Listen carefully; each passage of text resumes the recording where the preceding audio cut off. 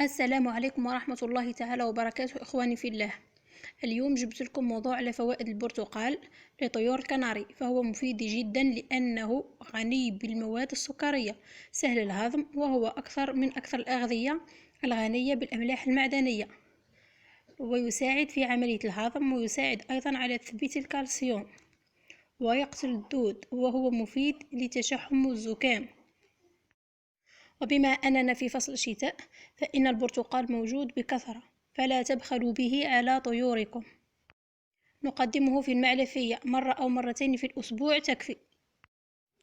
حكمة اليوم وهي: كلما كثر الاستغفار زادت سعادتنا وتحققت رغباتنا. أستغفر الله العظيم الذي لا إله إلا هو الحي القيوم وأتوب إليه. والسلام عليكم ورحمة الله تعالى وبركاته.